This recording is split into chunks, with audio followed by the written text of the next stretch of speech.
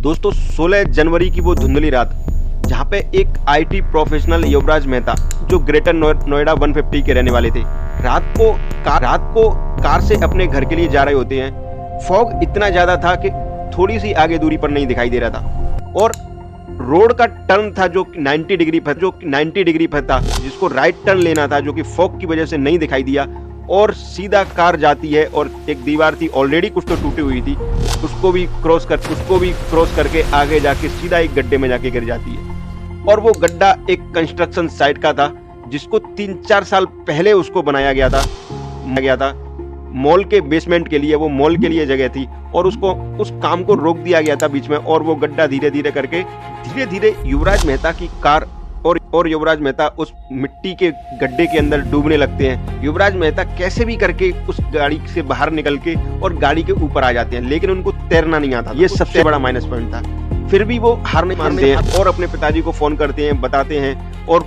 बचाने की गुहार लगाते हैं कि पिताजी मुझे बचा लीजिए। समय के बाद उस साइट पर उनके पिताजी भी आ जाते हैं। एनडीआरएफ, एसडीआरएफ, पुलिस की टीम को भी वहां पे बुला लिया जाता है। अब खेल शुरू होता है यहाँ पे। सोचिए, एक बेटा अपने बाप से अपने जीने की गुहार लगा रहा होता है, खुद को बचाने की गुहार लगा रहा है, हेल्प मांग रहा है, अपने फोन की टॉर्च को दिखा रहा है कि स्पॉट दिखा रहा है कि मैं इस जगह पर हूँ जिससे कि कोई मेरी मदद कर दे।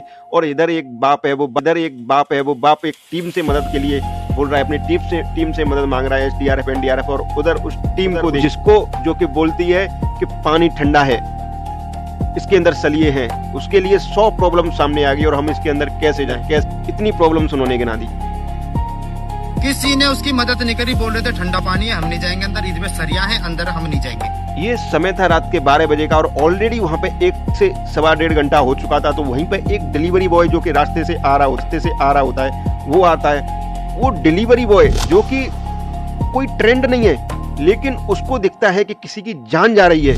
वो अंदर से टॉर्च को दिखा रहा है कोई, लेकिन वो टीम वाला कोई भी अंदर जाने के लिए तैयार नहीं है। ये देखते हुए बेचारा खुद रस्सी लगा के खुद अंदर जाके कूद जाता है और लगभग 30 मिनट तक वो बंदा उसके अंदर उसको खोजता है, लेकिन वो उसको स्पॉट नहीं कर पाता है। और आखिर में जब युवराज की तरफ से साइन आना बंद हो गया, लाइट आना बंद हो गया, आवाज आना बंद हो गया, तो यह मान लिया जाता है कि शायद बंदा ऑलरेडी। युवराज मेहता ने लगभग 90 मिनट से 2 घंटे तक हार नहीं मानी, खुद को बचाने की गुहार लगाता रहा, साइन देता रहा कि कैसे भी करके कोई उसकी मदद, लेकिन मदद तो नहीं मिलती है साहब। और वो असल में युवराज मेहता का दिन नहीं था, वो युवराज मेहता के दिन से सिस्टम की सच्चाई दिखाने, जिनको ट्रेनिंग ही इसलिए दी जाती है कि इमरजेंसी में काम आ सके, वो लोग सिर्फ पगार तोड़ते हैं और वहां पे बैठ के तमाशा देख रहे होते हैं। और जिसको ट्रेनिंग दे दी जाती है वो रस्सी लगा के अंदर कूद जाता है, एक मानवता के लिए, एक इंसान को जान बचा। लगभग रात के 2-2:30 बजे जब युवराज डूब जाते हैं, उसके बाद में ये सरकारी नाटक भी सुबह तक चलते रहता है और लगभग 5-6 बजे युवराज की बॉडी को और उसकी गाड़ी को रेस्क्यू कर लिया जाता है। उधर मीडिया कवरेज भी स्टार्ट हो जाती है। डिलीवरी बॉय की तरफ से क्लियर ये बयान था कि टीम की तरफ से उसको बचाने के लिए कुछ भी कोशिश नहीं की जाती है। ठंडा पानी है अंदर, तो गड्ढा गहरा है, तो सलिए पड़े हुए हैं। जो टीम लोगों की जान बचाने के लिए बनाई जाती है इमरजेंसी में, वो टीम देख रही थी कि हमारी जान तो नहीं चली जाएगी, उसको ये डर हो रहा था। जो ट्रेनिंग उनको दी जाती है, जहां उधर युवराज मेहता के पिता की तरफ से भी बयान आता है कि टीम के पास में कोई भी इक्विपमेंट नहीं थे, डाइविंग बोट नहीं थी टीम के पास और इसी देरी ने उनके बेटे और उनके पिता की तरफ से बिल्डर एमजेड, बिजटाउन प्लानर्स और लोटस ग्रीन्स पर एफआईआर कर दी जाती है और एक बिल्डर अभय कुमार को गिरफ्तार। तो उधर डिलीवरी बॉय का एक और बयान आता है कि उसके ऊपर प्रशासन की तरफ से प्रेशर बनाया जा रहा है कि तू प्रशासन के खिलाफ क्यों बात कर रहा है। इस केस को अगर ब्रेक डाउन करें ना, पहली बात तो ये कि 90 डिग्री का शार्प टर्न और वहां पे कोई भी डायरेक्शन साइन नहीं, कोई भी वहां पर रेडियम नहीं है, तो कोई भी वहां पर बैरिकेड्स नहीं है और सामने दीवार टूटी हुई और उसके बाद में फिर सीधा गड्ढा पानी का।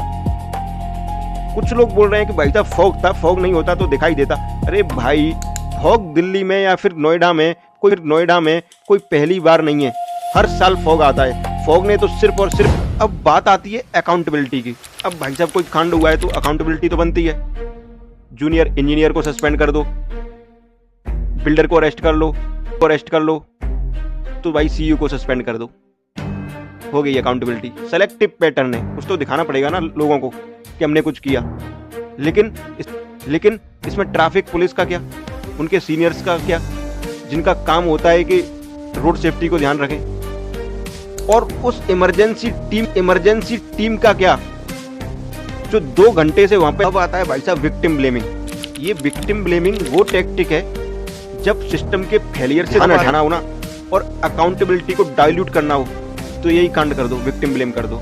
एक फुटेज उठा लिया युवराज मेहता का भाई साहब पब से, कि ड्रिंक किया हुआ था, ओवर स्पीड में चला रहा था इसलिए चला गया, लेकिन पोस्टमार्टम में एल्कोहल का कोई भी जिक्र नहीं। उसमें तो सिर्फ लंग्स में मिट्टी चली गई और हार्ट फेलियर से उसकी मौत हुई है, यही है। वो कैसे हो सकता है? अब कुछ बाबा बागेश्वर जैसे लोग आ जाते हैं और विराट कोहली जैसे लोगों को निशाना बना के बोलते हैं कि यहाँ पे रह के यहाँ पे कमाते हैं और वहाँ पे जाके रहते हैं, वहाँ पे जाके खर्च करते हैं तो और तो कोई ये बोल देता है कि भाई साहब इंडिया सेफ नहीं है, बाहर रहेंगे, तो उसके ऊपर उसको गालियां दी जाती हैं। भाई साहब झूठ क्या बोलते हैं इसमें?